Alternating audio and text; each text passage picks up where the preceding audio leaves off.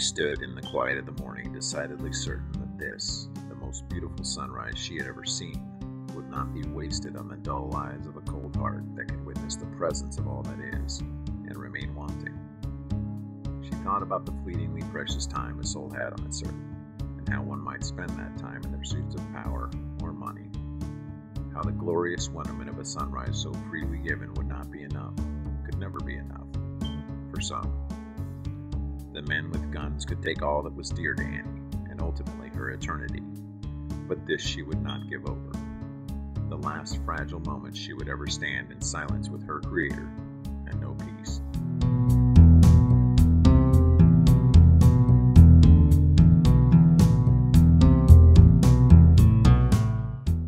General Beto and his soldiers came across the desert in the shadow of the earth just 5 short hours ago. A convoy of 2 jeeps, a motorcycle, and 4 large trucks made their way to St. Peter's Monastery and Catholic School for Girls. In a frenzy of chaos, they pillaged her home and filled those 4 large trucks with as many students as the force of 26 soldiers could manage. They beat Father Tom within an inch of his life, and Father Nelson, who would not stay down, just an inch past that. In all, 4 men lost their lives. It's a fate she might have shared had Annie been in her bed those 5 short hours ago.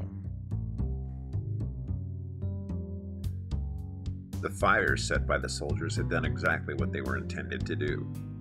Annie's training had taught her the best chance to get the girls back was on the 60-mile stretch of dirt road that led back to General Beto's garrison.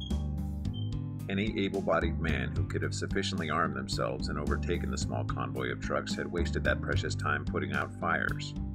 Now, those same men, fathers of the students mostly, were planning to take the girls back, if it could be called a plan. A frontal assault on a fortified garrison with over 100 well-armed, well-trained soldiers was nothing short of suicide. General Beto's men would be expecting such an emotional reaction. What they would not expect was a precise, calculated military strike. Of this, Annie was certain. Ultimately, that's what led her to the trunk. The final remnants of her life in a different type of service filled the trunk. She had not sold or given away its contents for fear no earthly good could come of it.